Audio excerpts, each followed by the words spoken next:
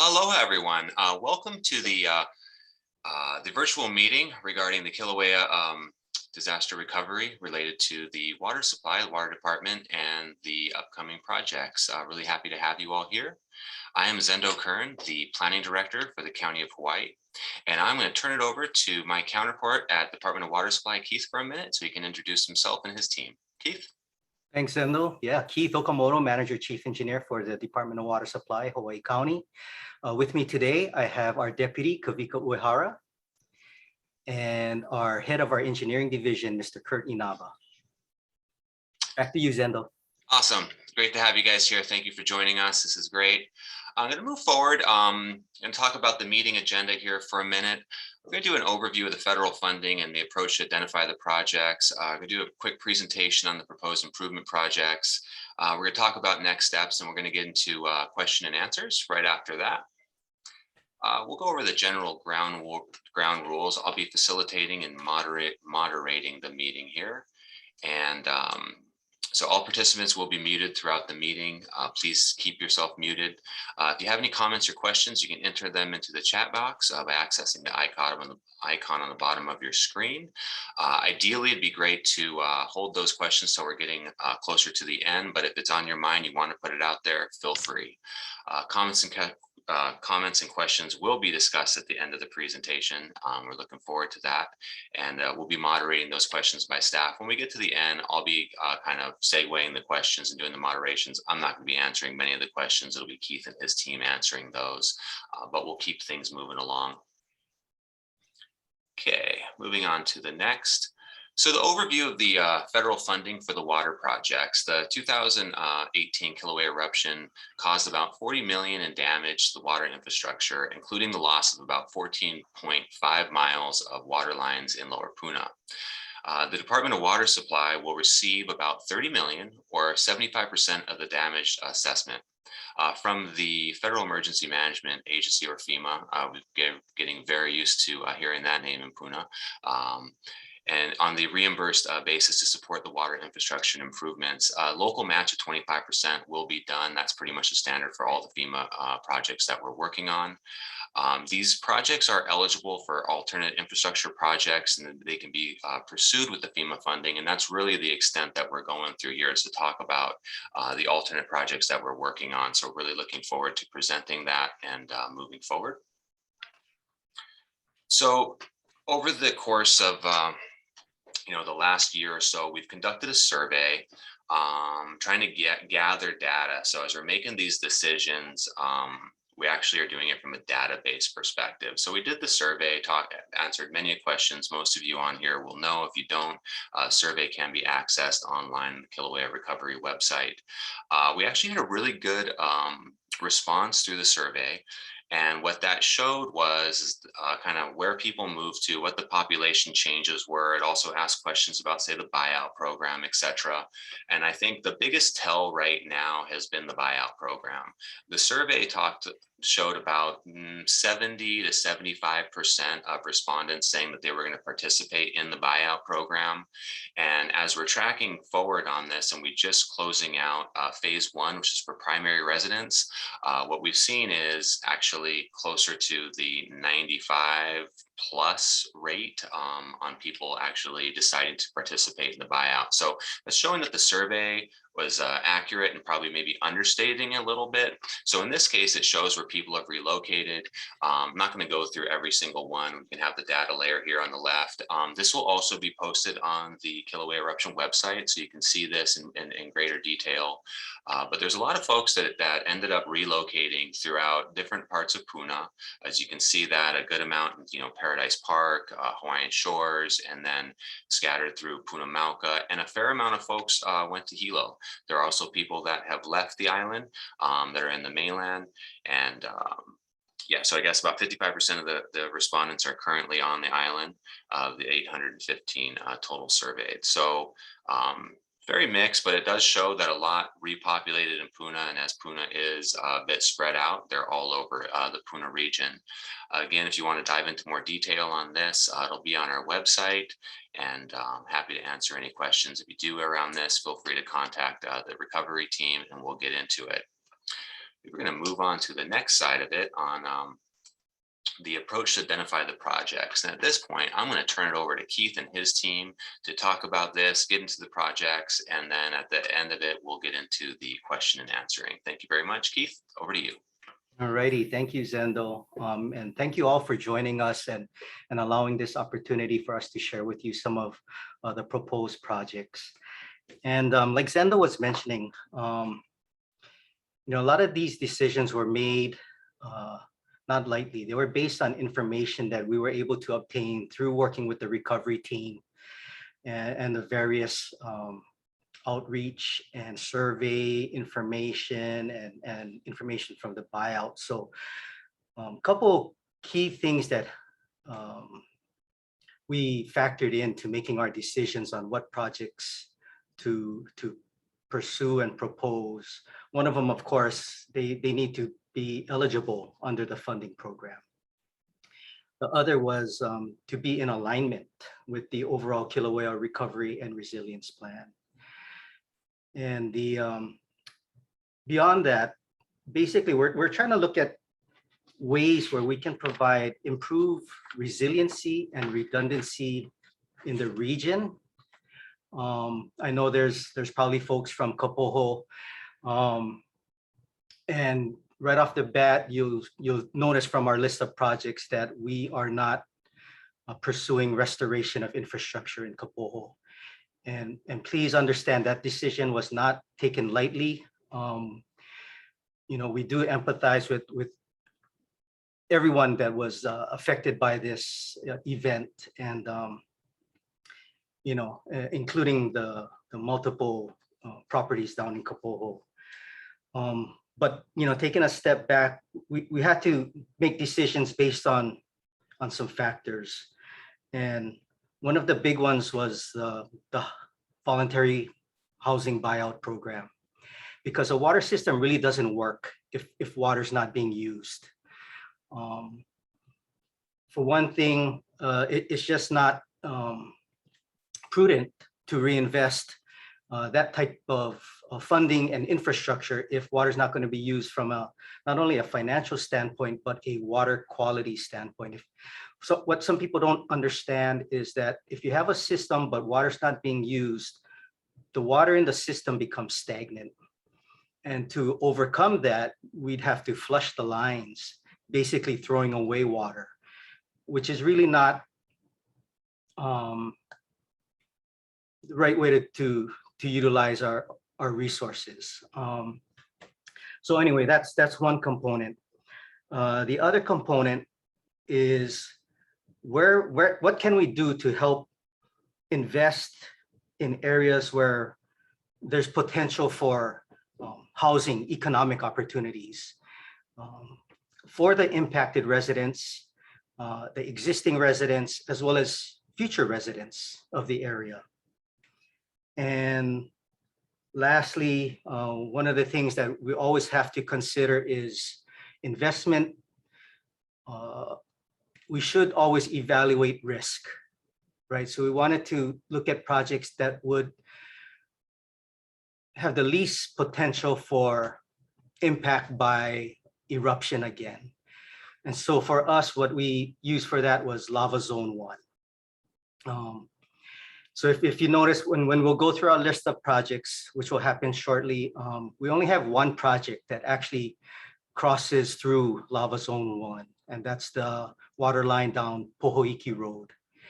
The rest are outside of lava zone 1 and zones 2 and 3.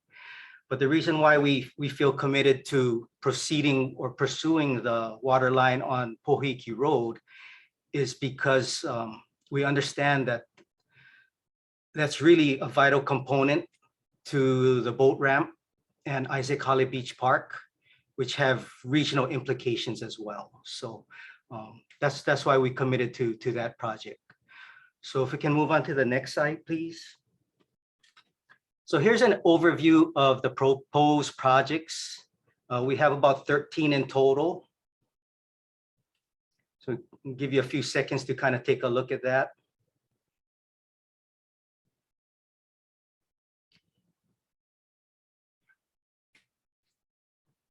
Alrighty, I think we can go down to the next slide, please. We'll go project by project. Okay, so here's the Pohoiki Road water line, and we are doing this in coordination with the Department of Public Works and their plans to restore Pohoiki Road. Up front, our biggest concern is the subsurface temperatures. We've even seen, steam events still occurring on 132, as well as, when we view the webcam looking at Fissure 8, we still see steam coming up.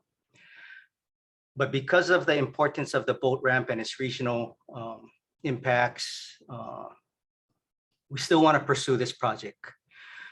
And we're kind of hopeful that we can figure out a way to install a water line. It may not be our conventional buried water line in a trench and backfill type installation. It may need to somehow be installed so that it's still somehow vented to the atmosphere for proper cooling. Basically, the rubber gaskets in the water main cannot withstand temperatures of 150 degrees Fahrenheit and above. And besides the fact that water at that temperature would scald the end user as well. So we're going to try and get creative on this one. We're going to really have to think outside the box. But that's part of the excitement, actually. For some of us engineering geeks, that provides a challenge that we can overcome. And so if anybody got some great ideas, we're all ears for something that could work. So anyway, no plan is adequate if we don't have a contingency.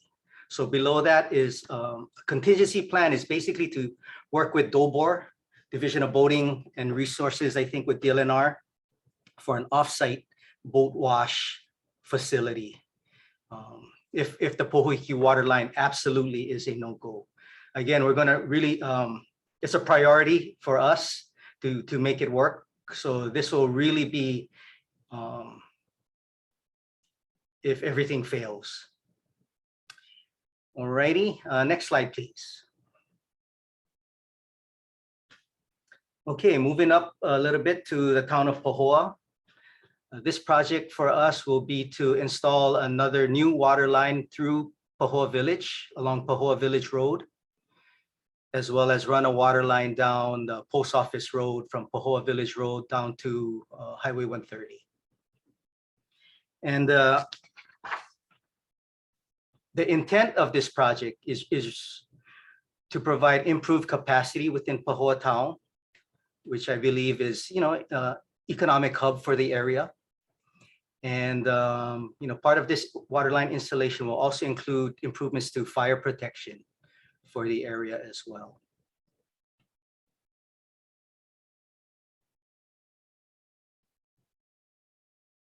And those slides basically describe the scope of the project, cost estimate, and estimated construction durations. And I believe all of these slides will be also available, Zendo. Yes, I was actually going to notate that at the end. All these slides and information will be available on the website. All right. I think some of it already is too, by the way. Yes, it is. Okay, moving on. In line with resiliency, for a water system similar to traffic flow, we like to have alternate routes for the water to flow. Similar to traffic, if you have an accident blocking traffic, you're pretty much stuck if all you have is that one road. Similar for a water line, if we have a main break, but all we have is that single trunk line, you're basically cutting off service downstream of the main break. But with a loop system, even if you have a main break, you're typically able to bypass that break by utilizing valving and other water line infrastructure. Oh, can you back up a little bit real quick? So just as a description, so what we wanted to do, if you look at the lower right-hand portion of the screen is where the water system ends in the Maku subdivision, Hawaiian Home subdivision.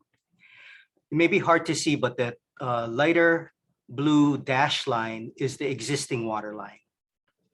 So that street in Maku subdivision lines up with 28th Ave in HPP. So we're proposing to, run the water line from the end of that street in Maku subdivision along 28th to our existing water line that runs down Paradise Drive. Come down a few streets to 25th, go from Paradise all the way to Kaloli, and then up Kaloli back to Highway 130. And the thought process behind that is that the county has a 20-acre parcel on 25th and Kaloli that has plans for potential regional park. Again, community benefit. And this water system too will provide improved fire protection for those in the region. Thanks. You can go to the description slide now.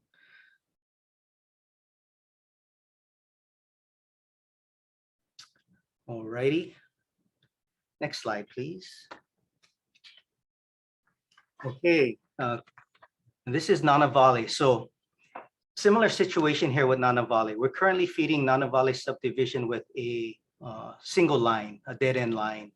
So similar to what I've explained earlier, it's better for resiliency to have redundancy in the water system. So we're proposing a loop system as well within Nana Valley Estates. For this one, we haven't pinned down the exact streets. This is a concept for folks to take a look at. I believe some thought went into, I believe there's a parcel identified for the Nana Valley Community Association. So we tried to bring that nearby to that parcel. But things can shift. This is basically a concept right now. Again, similar to the HPP water line, this will provide improved fire protection to the area as well.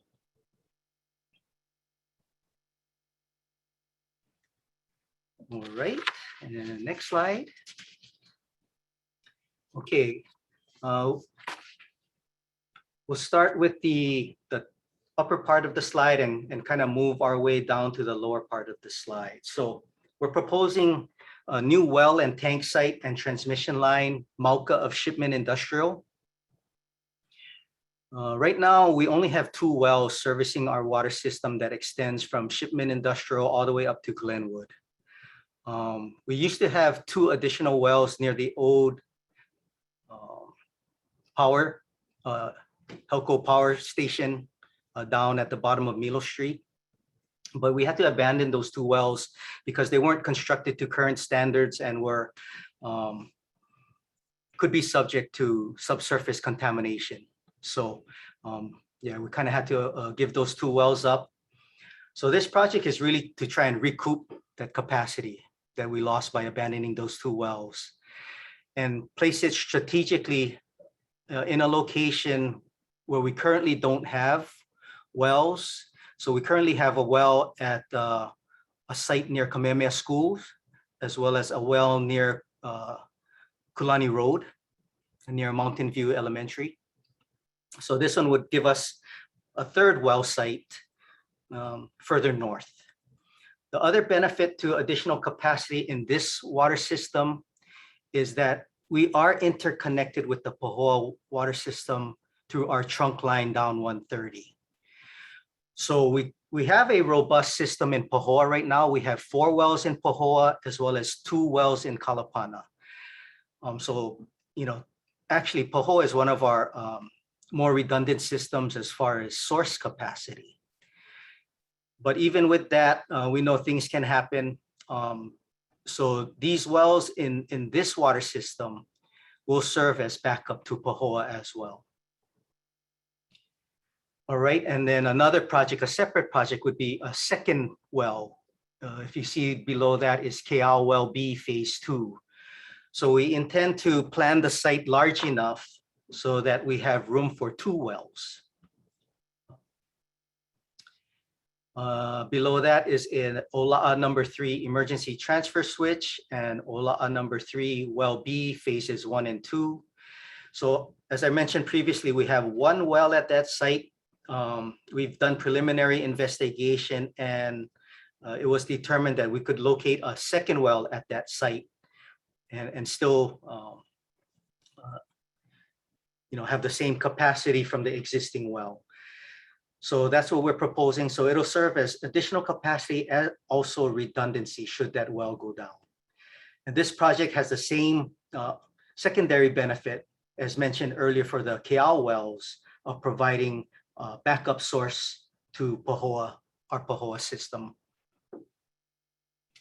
And then to the bottom of the screen, there is the final project emergency generator for the well at Ola'a number 6, which is the one above Kulani Road.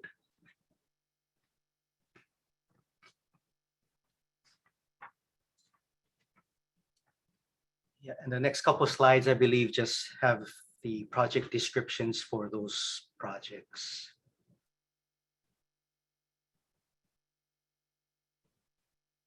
All right.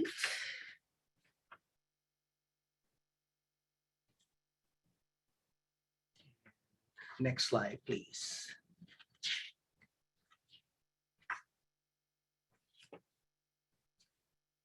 Okay. I believe this may be the last of our CIP type projects, and this is basically to do some remediation work for a water line that was impacted by the 1980s flow in Kalapana. So we've been dealing with a persistent leak in our water main, and that water main is, I don't know, how deep is that water main now, Kurt? Over 30 feet deep, possibly? Maybe about 20 to 30, not quite sure. Over 20 feet deep. So we're really needing to resolve that leak, and instead of trying to dig down 20 to 30 feet, it's more prudent to just install a short section of new water line to resolve that issue. So that's what this project is for.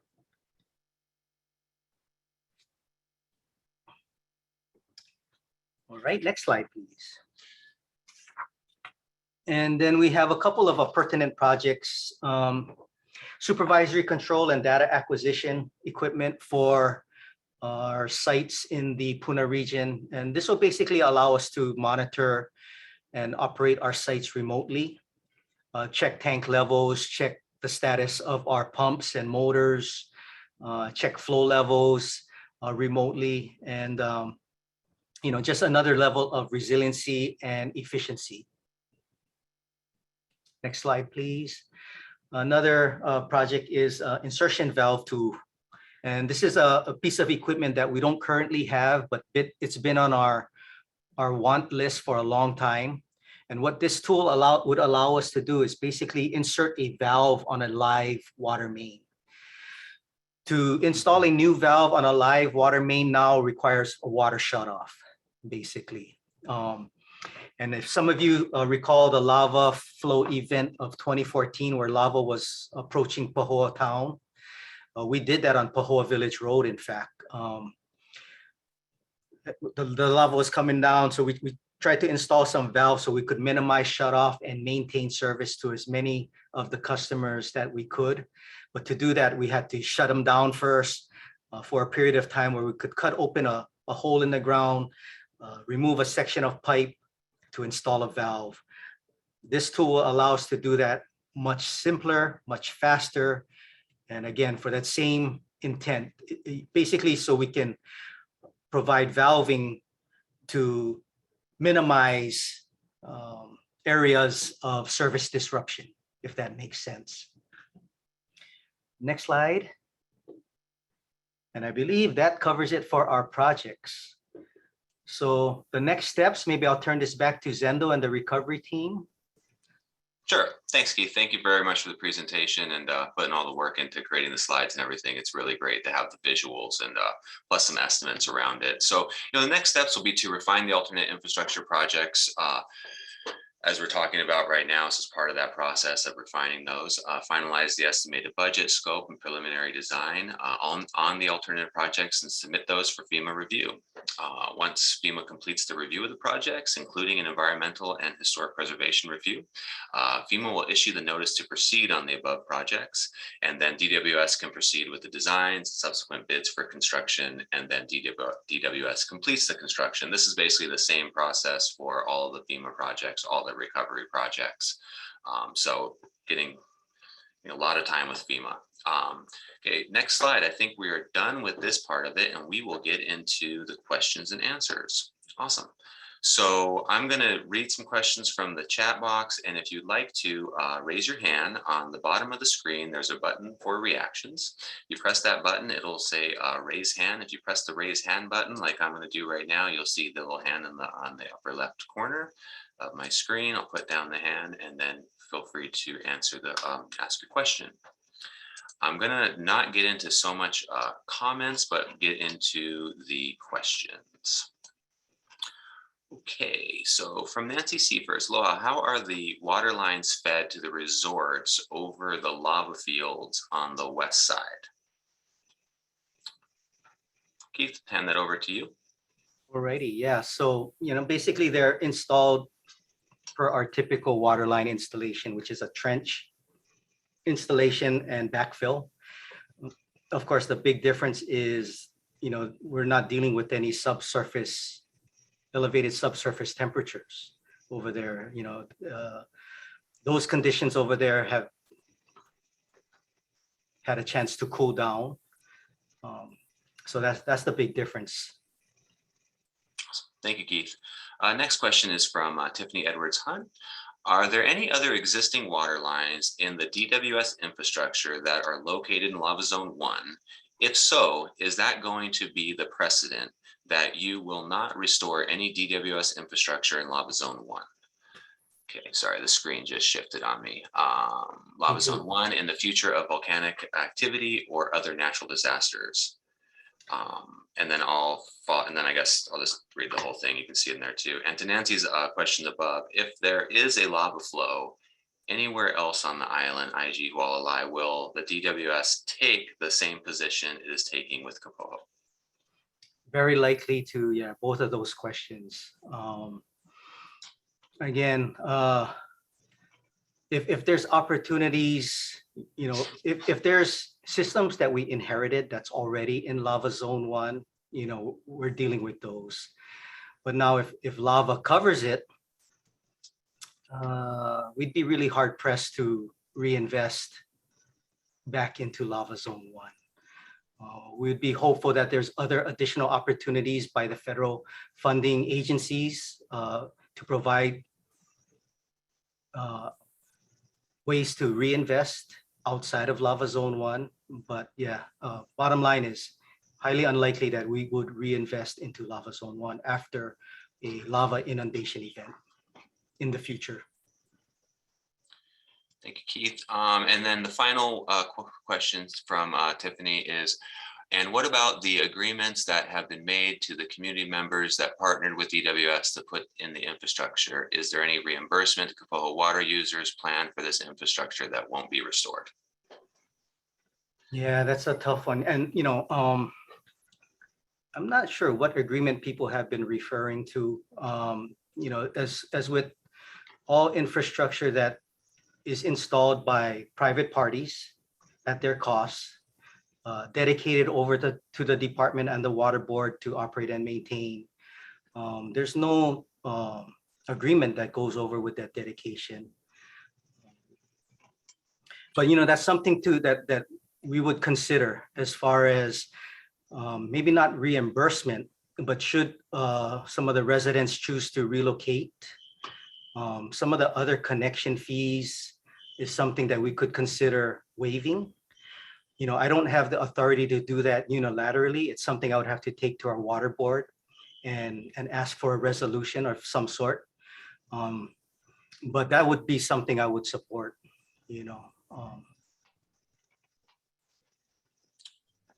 Thank you, Keith. I'm going to take a question from Paul. Go ahead, Paul. Aloha, Kako. I see that there's some very worthwhile projects here, but I noticed that many of them bring resiliency and redundancy into existing systems. But I'm noticing that the project that is proposed for Pohoiki doesn't have redundancy or resiliency. And at the same time, I'm noticing that the funds from the recovery program, you know, only 11% of them in the water proposal are proposed to be used in the area that was covered by lava.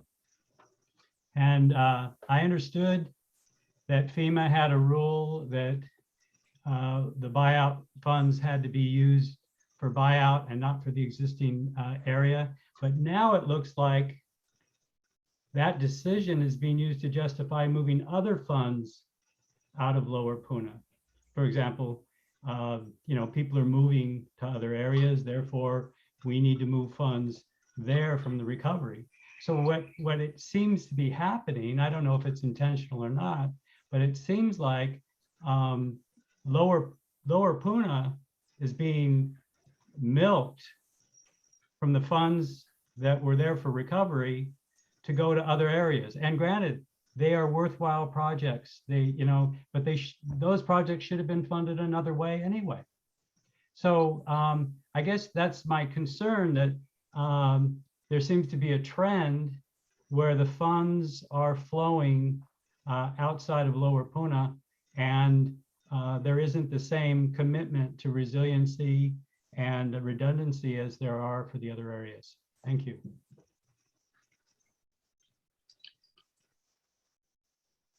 I'm sure I can answer part of that question, Keith, and maybe you can respond to the other part. You know, what we're seeing is that from my side of it, coming into it in the middle of it, is that based on the survey data, based on the data, we're seeing the flow into these other areas, and thus the funds in certain cases are moving into those areas. In another case, such as infrastructure for roadways, those are going in that general area, right? So we can get the connectivity. And I think it's really, you know, personally, I think it's awesome that the Department of Water Supply is bringing that water line back down to Pohoiki. That's not something that was easy. It's something that was easily have been written off because of the challenges with the heat, et cetera, and Lava Zone 1. But through the ultimately known that we need that down there for Pohoiki to be what Pohoiki is, the coordination between Department of Water Supply and DPW, Department of Public Works, has been amazing to really work together to find a solution to get this done, as Keith said earlier. And so that's our hope. And I think that's bringing life back down to Pohoiki for what Pohoiki is going to be. Keith, I'm not sure if you want to talk about the resiliency component to it. I think it's probably limited, but I'll hand it back over to you. Yeah, Paul, you're correct. That is one system that does not have redundancy. And so, you know, if the lava comes up under there again, it's gonna end up with the same results. But that was one because of the regional potential, the regional benefit of the boat ramp is our understanding, and the commitment and the need and the desire by the community to have that boat ramp and that area restored. In talking to the whole team, we said, you know, let's try to make it work because of the importance of the facility to the community down there. But yeah, you're right, Paul. There's no redundancy in that particular project. So Keith, I just wanted to say, I do deeply appreciate that you're going to bring that water line down Pohoiki Road, and because it's not only important for the boat ramp, it's important for the farmers that live on that road that are dealing with the fact that we have less rain, we have the dry winds that are coming off the lava flow, and we don't have the windbreaks that we used to have with the forest. So we need that water line, not just for the boat ramp, but we also need it for the farmers that live down there. So I hope you're successful in bringing that line down, because the terrible irony would be if you aren't successful, then none of the recovery money that's being used for water projects will be spent in the area where the lava flow went. And that would be very disappointing. Thank you. I appreciate your hard work. You know, good points, Paul. Appreciate it. Thank you. Thank you, Paul. And just want to acknowledge Councilperson Ashley Kirkowitz. Ashley, thank you for being here. Okay, we will now move over to Amadeo Markov. Hey, aloha, everybody. I just wanted to make a couple statements, and then I have a few questions as well.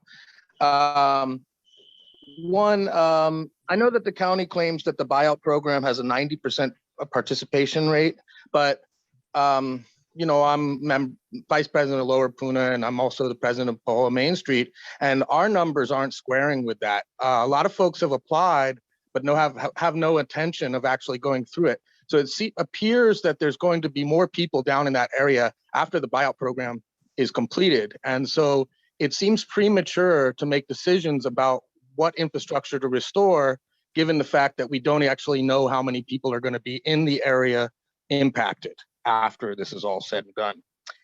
In addition, Ahalanui is another park that needs restoration, and it had county water. And so talking about redundancy, a water line from Pohoiki down to Ahalanui and then back up to along Highway 132 adds redundancy to the whole system and provides for water at our, you know, beloved parks that have been destroyed. So I was wondering if the buyout program does not have the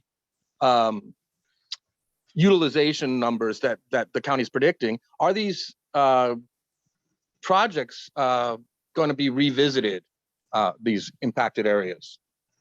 Is that clear? Yeah, I'll take a stab at that. So one of the challenges that we're facing, Amadeo, is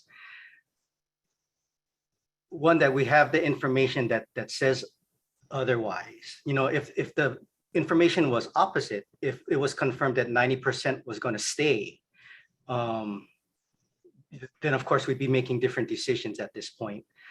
But that's not what we're getting. And the other thing is there's a time frame that FEMA has in place. So we cannot hold off on projects forever. Matter of fact, I believe we have a May 2022 deadline, and we have to have some things in progress for their approval in advance of that May 2022 deadline. So at some point, we're gonna have to just commit to a set of projects, or we run the risk of losing those funding. And I don't think that that particular option will benefit anybody at that point. I see.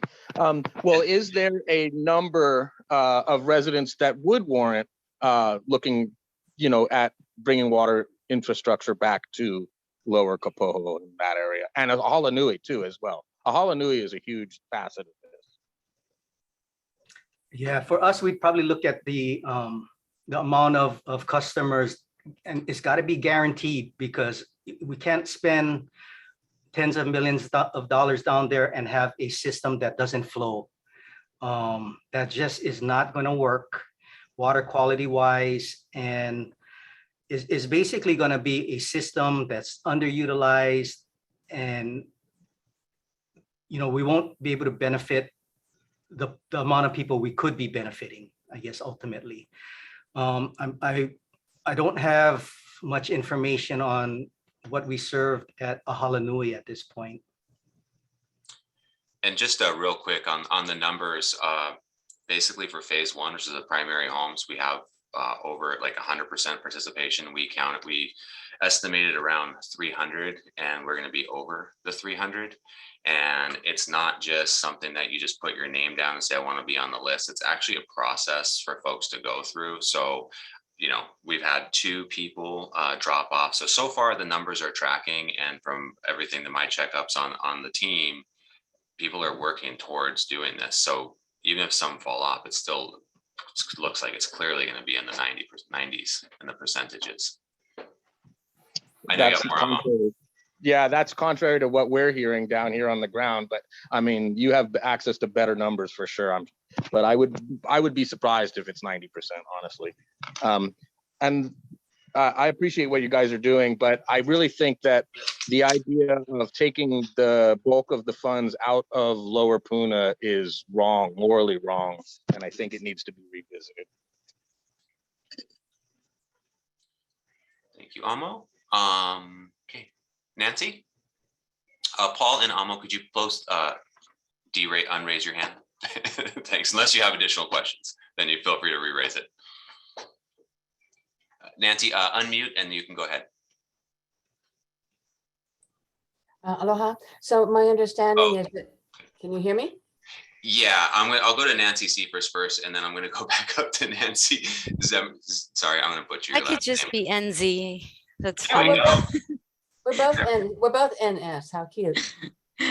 Sorry. So I guess I could be my middle name. I'll change it to Vanessa. Just to avoid confusion. So go Nancy Seifers and then Nancy. There you go. Okay, so I'm hearing Keith Okamoto say that by May of 2022, a project has to be commenced. But my understanding is that Road 137 is not going to start till the summer of 2022. So the water and the road can't be a concurrent project. They both have different deadlines. Yeah, sorry, Nancy, I probably said it wrong. So we need to have a project submitted, a project scope submitted to FEMA for approval by May 2022, not actually started. Okay. Yeah, hope But, that. so I guess still my question is that if you're putting in the road, you can't think about putting in the water at the same time. Yeah, no, the plan is to go with the road. Yeah, good question. Thanks for the clarification, Nancy. Thank you. Thank you. Okay, Nancy 2. So my question is kind of something to follow up on what you said about sort of people submitting the applications, and so far you have 300 people that have submitted the application, but 2 of them dropped off. Are you tracking sort of what the barrier was for those people to not follow through with the application? And then a second follow-up to that is, and you mentioned about the process being very difficult for people. I just was curious, I'm not very familiar with kind of applications and what needs to be submitted, but why is the application process so difficult? Okay, then I probably misspoke as well. I wouldn't call it difficult at all. It just, Okay. in one case, people could think they were going to register for the buyout and just put their name on a list. But Okay. that's not the case. It's actually a multi-page application form. You got to answer a variety of questions. You have to go and show, your property taxes, your letter, a variety of information, just basically showing that you're there. So it's not hard, but it's also Okay. not just like go, type your name on a list. It Okay. actually takes some effort and attention to do. Yeah. But it's not it's not like an obstacle or a barrier. Okay. And do you also have people in place to maybe help people who are having a hard time with the application? Sometimes just, okay, great. We do. We have, we've done days in Pohoa for folks. People can come in on the phone. We've offered notary services. The team has basically made it so there's no barriers, Okay. really trying to be Okay. very helpful, fully inclusive. Obviously there's certain things we can't do. That's what somebody, personally can do, but outside of that, it's been very, very, very responsive and really trying to help people through any situation that it possibly can. Great. Thank you for that. I just wasn't aware of exactly what the process was. So thank you. Yeah, no problem. And you feel free to go on the website. You can check it out. You can see the form. There's some Q&As on there as well. So anybody that has additional info on that, and folks that are choosing not to, we are tracking that and understanding why. And it's certainly not due to a barrier in the process. It's generally for personal reasons. All right. Thank you. When I hear that, I'm like, hey, what's going on? And so based on that feedback, it seems, it's good. Okay. Thank you. Thank you. Okay, move over to Smiley. You're muted if you're speaking. Yeah, There you go. actually, I think I was trying to unraise my hand. I was just questioning, with no intention of restoring water for Lava Zone 1 area, and and seeing that our property has a portion of it with county Department of Water Supply tank on the top of the property. Is there any way to communicate, to work with the Department of Water Supply and possibly somehow obtaining that property for our own personal use? And thank you for bringing water to Pohoiki and Kalapana and all of the work you guys are doing. Yes. Thanks. Yeah, thanks for that, Smiley. You always have great ideas, so appreciate that. And, that is something worth pursuing. That Okay. tank is still available. Okay. And yeah, it's something we could work with our water board to turn it over to some entity. I'm Okay. sure there's legal things we got to go through. But, I would be supportive of that for sure. Thank you, Keith. And I really empathize with the folks down there in Kapoho. This was not, an easy decision to move in this direction. I just want everybody to know that, we're trying to provide opportunities, even for those who are impacted. That's why I think we wanted to bring it to you folks first. So you folks could see what we're proposing, and it may help you make some future decisions on where your long-term future may potentially be. So again, that's our hope. And thank you for that. Thank you. Thank you, Smiley. Eileen? Hello there, everyone, and thank you for the presentation. Been a bit busy, so haven't been able to absorb all the information that's coming out from the Department of Water Supply, but I did get the impression that this presentation was about multiple projects which could be considered to be funded by the $30 million being received from FEMA. Am I correct there? Okay, so is there a single slide that just lists all the projects and their dollar amount? I mean, I've seen that elsewhere. Do you have that as a slide on the slide deck? It's not on a slide on this slide deck, but I believe that was posted on the website, the recovery website. Yeah, Yeah, I'll try to find that link and I'll put it See in if the you can show chat. that, because I understood that we're giving feedback to help the water board make decisions about which of these projects funding should go to. Is that also correct? Keith, I know you're doing two things at once. Yeah, sorry, I'm trying to multitask. I'm not very good at it. Yeah, no. Yeah, so yeah, what we kind of a- definitely want to hear feedback.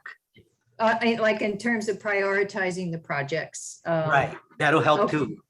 Yeah, that's what I kind of understood this was the intent of this meeting. I just hadn't seen it quite presented that way. Yeah, so Go ahead. Do you have you found this slide? yeah. So the other thing that, thank you for reminding me, Eileen, is that we actually overprescribed on this project list. So we have, the total evaluation for the system that we lost was 40 million. But these 13 projects add up to about 55 million, right? So of course, we're gonna overprescribe rather than under. And if some things have to fall off or move around, it's easier to do it that way than to try add something at the 11th hour and try to get it to FEMA on time. So that was also part of the strategy. Okay, so we don't have a dedicated $15 million to close the gap to do all projects. So there You is got some gonna in be- your pocket over there? You got some in your No, purse? no, We'll Sorry. take some can't- donations.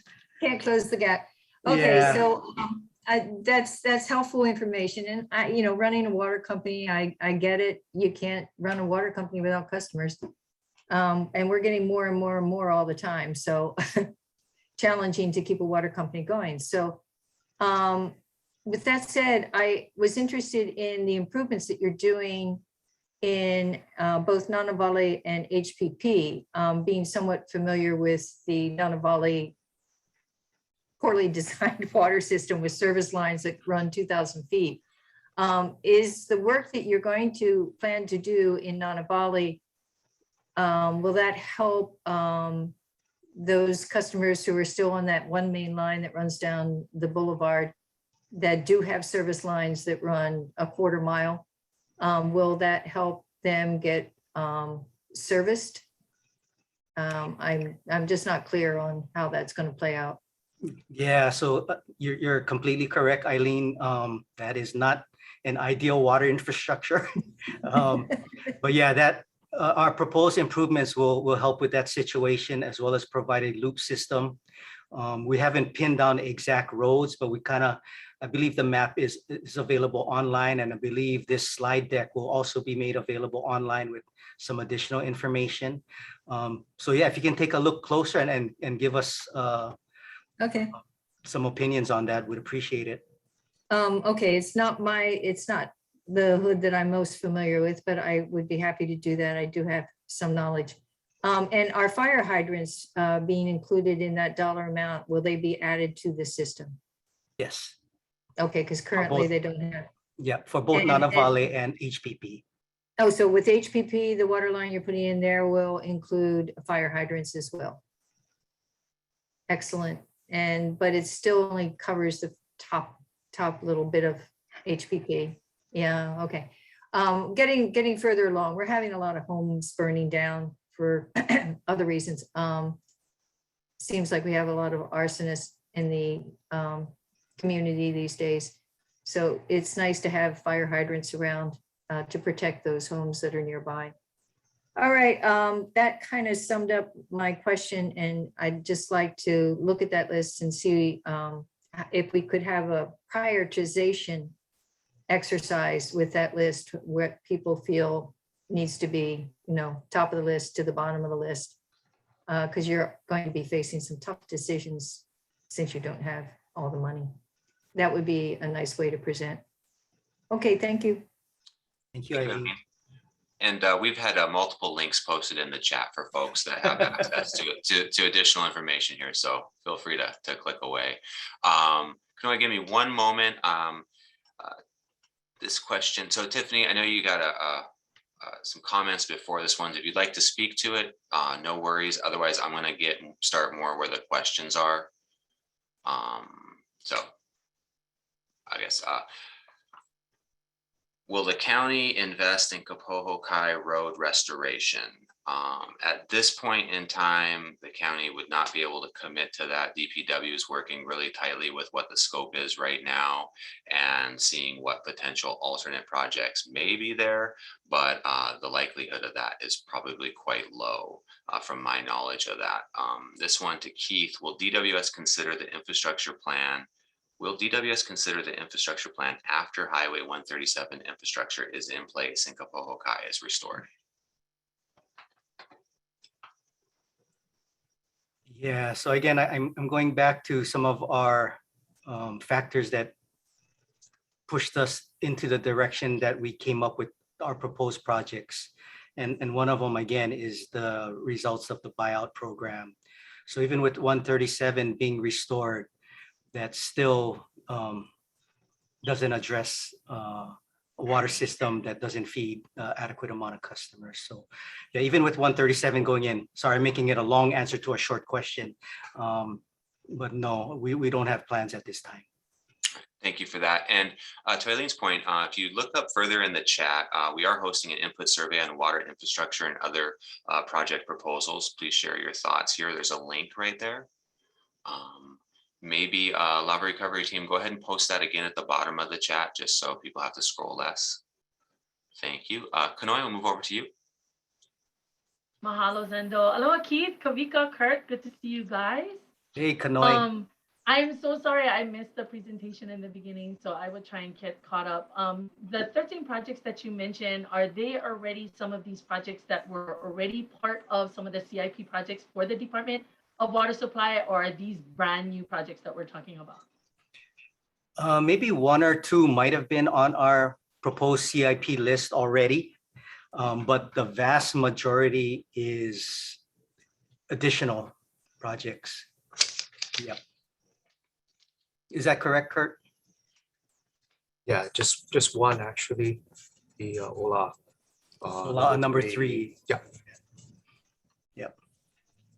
Great. Mahalo, you guys. Thought that Good one question. was familiar. So, okay, mahalo. Okay, additional questions and feedback on the proposed projects?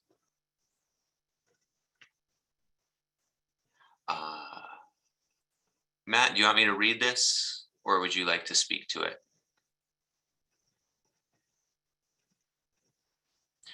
Not hearing you speak up, so I'll go ahead and read it from Matt Purvis. I'd like to speak briefly briefly in favor of post office road improvement. Okay, additional questions, feedback on the proposed projects? I'm Matt, sorry, you're welcome to speak if you can. I'm just not can I seeing. just say something? Hi, this is Tiffany Hart. Sure, absolutely. Can I ask Keith, Eileen's comment about prioritization? I was wondering if you could speak to that and if you are going to plan to work on that and when we could expect to see your prioritization of those projects. Thank you. Great question, Tiffany. Yeah, so we're kind of hoping to get some feedback to help us prioritize. Right now, I can tell you number one is the water line down Pohoiki Road. That's priority one. And then they're kind of equal after that. There's different benefits to the different projects. So that's where we're hoping to get input. And what we are probably thinking about doing next also, and to be honest and frank, is what I fell short in was being able to reach out to the appropriate people in Nana Valley and HPP. So we haven't really had a chance to sit down with them yet to show them what our plans are. And I'd like to at some point at least give them a chance to weigh in on that as well. But we figure, we kind of use the recovery team's efforts to outreach to you folks first and to get you guys, I guess, input first. And then, because if something totally, if we totally had a, wrong idea, we kind of wanted to hear that too. If something made absolutely no sense to somebody here. Again, we try to put careful thought behind what we're trying to accomplish, but again, we'd really like to hear some of the input from you folks. So anybody want to throw in, I think in those links that the recovery team has provided, you can offer your suggestions for priority as well. And then we'll take a look at that. Yeah, and if you've forgotten to ask a question afterwards, you can shoot it out to us and we're happy to get back to you. I know Matt Purvis is trying to speak. Looks like. Okay, I think it's going to work now. All right, there you go, Matt. Yeah, thank you. I'm have to apologize. I missed the beginning of the meeting, so if I state something that's already been covered, but mostly I just want to advocate. I'm actually here now to check up on our project, but I want to advocate for the post office road water lines project, and the reasons are, it'll serve the project that we're working on, which we hope will expand into doing a lot more. But it also brings water to an entire area which is there for the future life of Pahoa and therefore by extension Lower Puna and Puna. All this area is in the LUPAG zone to be to be zoned in the future for light industrial or other kinds of uses, residential, whatnot, for the growth of our village and our district. And it is growing like crazy. So if this project is put in, although it doesn't serve the community, which was directly, I should say it doesn't serve the neighborhoods that were directly inundated. It is a part of the development and growth of Pahoa and Puna in a big way, because not only where we are right now, and this is Post Office Road, but across the street, all of those lots, on this side of the street, all of these lots, and any other projects that may take place here in the future, it's already prepared to be a part of the future business and life of Pahoa as we keep growing. So I feel like it's in line with the way we were awarded something here to do sort of development work rather than recovery per se, not directly recovery. I think that for the cost in comparison, it brings a huge benefit. So I just wanted to advocate for that.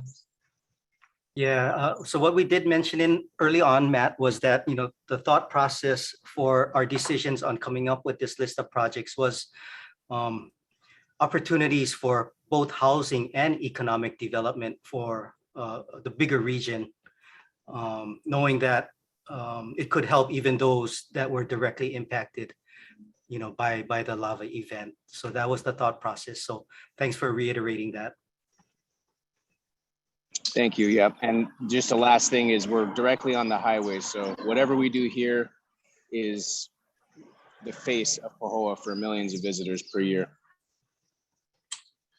Thank you, Matt. And we've got a question, kind of follow up to this from Nancy Seepers. Will the water line cross the highway to serve Haas?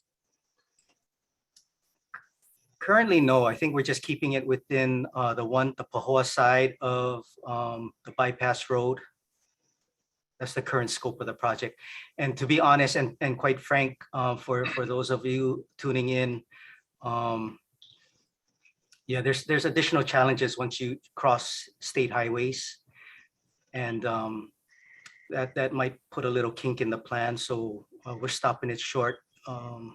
If there's future plans down the road, I think that's something that the end users may have to take a look at. Thank you for that. Not seeing any other hands or questions. Any other feedback on the projects? Councilwoman Kirkowitz, would you like a chance to speak? Yeah, sure. Thank you. Thank you, Keith and Kurt, Kavika, for all of your hard work in identifying these projects. I think it's welcome news that we have this information, considering the flow happened 3.5 years ago, and the last administration and up until this point, the administrations just haven't communicated any information. And so it's a lot to digest. We got this just a couple of weeks ago at the Revitalize Puna activation. I appreciate you taking the time to really dive into the details, ask questions, and just be really transparent about your thought process. And you trying to make the connection with the data and wanting to, as much as possible, provide positive impact to folks that were impacted by the eruption. But I think you're taking this perspective of how do we make some lemonade here? Awful situation that happened, but an opportunity to really reimagine and help so many folks in an entire region.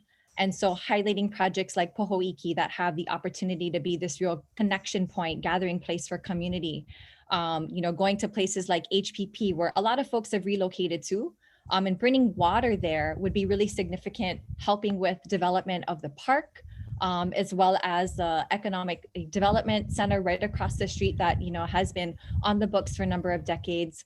Matt's project along Post Office Road, just a lot of ways in which you can help the community move forward. So that's really awesome. I hope that there's going to be additional touch points with community members. Again, a lot to digest. I also hope that in the next couple of weeks, after more folks have the opportunity to review the information and provide feedback via the input form, that we can kind of share some of those preliminary data sets with community so folks know where folks are at in terms of what priorities they are looking to support or other things they want you to consider. I'm also hoping that we can have additional conversations with folks that want to return to Kapoho vacation land, and what are ways in which we can help them with innovative ways to bring water. Might not need to be really expensive, hardened infrastructure, but if there are ways in which we can support them and create these eco villages that are off-grid and sustainable and resilient, I hope that we can work with them, because we're one county Ohana, to explore those options. I want to touch on the May 22nd deadline. And so if that's the date in which you need to get FEMA your list, wondering when you need to pull the trigger on making final decisions and cuts. Is that the end of this year? January of next year? Yeah, we like to get it, kind of fleshed out by January. Okay. So maybe we can have a couple more community meetings to kind of talk about the data that's come in and have more conversations about prioritizing. Are you able to share, or do you have right now any criteria? Sorry, go to the background. Do you have any criteria that you are using to kind of make decisions on what's going to make the final cut? No, yeah, so we're seeking input. Again, we overprescribed the list of projects, right? We propose about $55 million worth of projects for a $40 million pot of funding. So yeah, I think we're all kind of on the same page as far as I understand that the water line down Pohoiki Road is one of the more critical ones. So we have that as priority number one. And everything else is kind of equally balanced after that. I guess best bang for the buck could be one criteria. But some of this that is information we don't really have at the Department of Water Supply, you know, potential housing and economic benefits and where those are would help us with decision making also. Okay, I know that as part of the resilience action teams, there's going to be a series of surveys related to economic development in Puna. So I think it'd be interesting to consider some sort of water questions, or at least have some of that data used to help you in your final decision making. I also just want to mention that our county was awarded a technical assistance partnership with the Council on Development Finance Agencies. A few folks on the call were able to meet with the team when they visited a couple of weeks ago. And why I'm sharing that is because they have entree into a lot of different funding and financial products. And so while there's a pot of 40 million for these particular water projects, we can certainly explore how we make all of that happen and more. And so it's great that we're having their technical assistance. Great. Thank you, Keith, again, for all of your hard work in this. And please do let me know how I can help to convene conversations and move things forward. Thanks, Director. Thank you so much. Okay. Thank you, Ash. Did you change your name? I see you, Vanessa. Did you change your screen name? Or you have a twin? You can unmute. So I unmute. Okay, I just had a thought. You were asking about sort of what was your thought process in making some of these decisions. So did you do any research in regards to a growing city and infrastructure being put in place to, in the future, accommodate traffic, more, you know, just more people in general, and considering sort of the future of what the island looks like? It seems to me like people on the Kona side, if, you know, you make just decent living, 40,000 a year, you're never going to be able to buy a place in Kona, right? So all those people are relocating in the island in different places where they can afford to live. So eventually this area here is going to grow tremendously. So if you don't think about what you're putting in place for the future, we're going to miss the mark. And that's why I ask about what research has been done to sort of see, if we follow the route that we're going now, what are the implications for the future? Because I've seen sort of growth happen in a little town, and I'll name it Santa Cruz, California. Great little town, but it grew from, like, you know, few 20,000 people to over 50,000 people, and a big university that is pumping students in that oftentimes don't want to leave. So you have that also with, you know, students that come and don't leave. And the majority, yes, the stats are that they leave, but all of that, I think, needs to be really put in place, because Santa Cruz has suffered tremendously.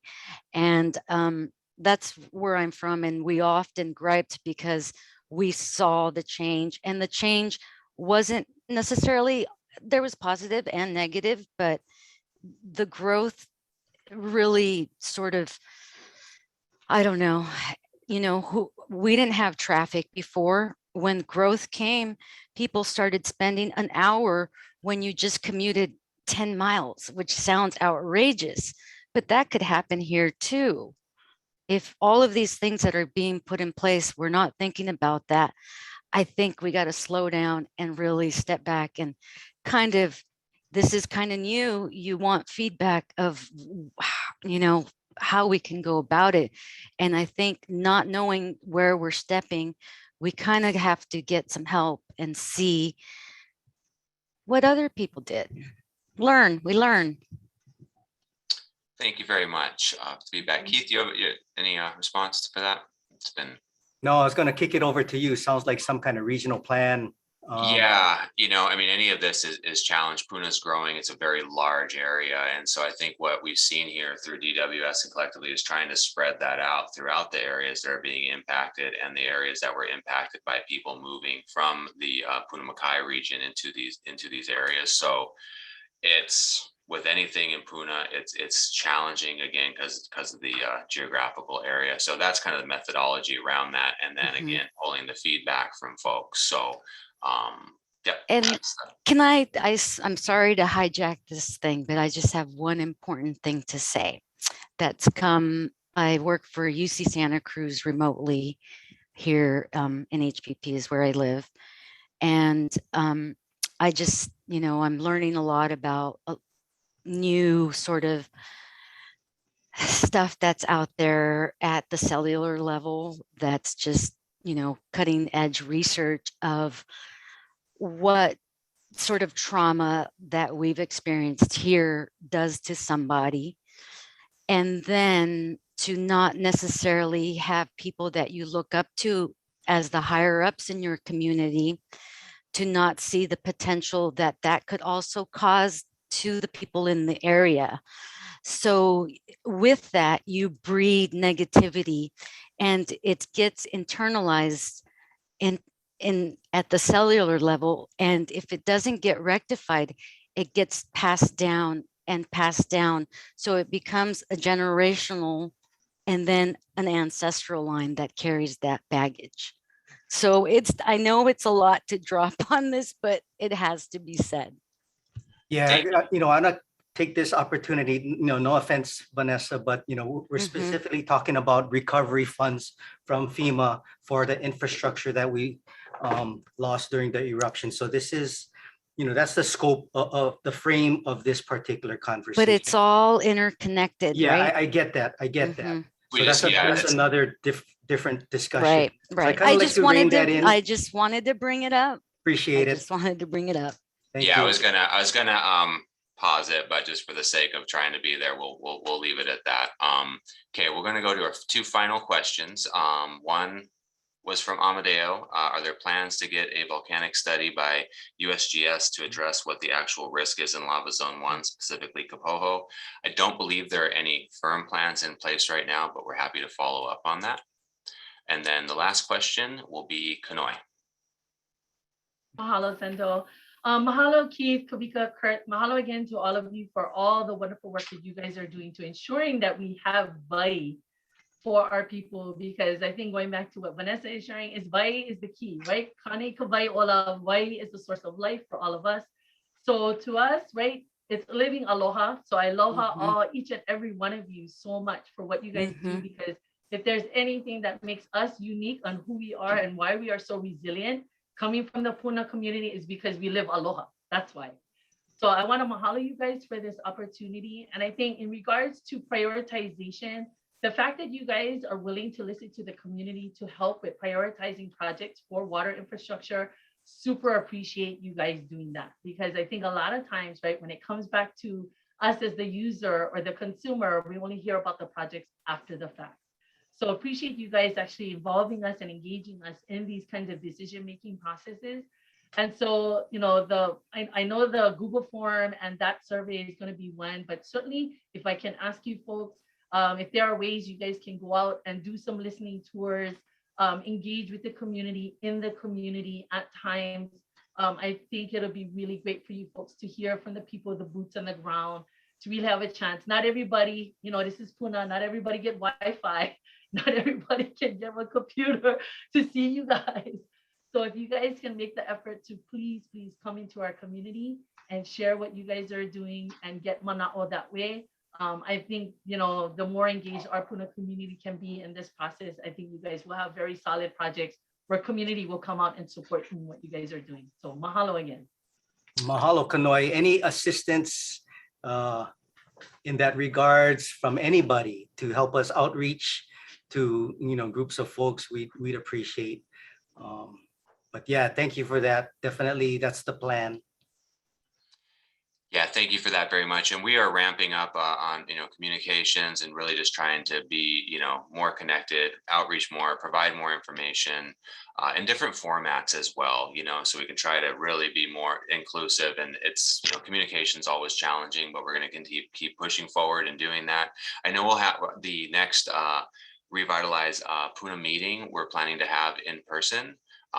That's the goal and the hope. So that's another area. And so hopefully with things changing, we can actually get more out into the community and things will be a lot less restrictive. That's the hope.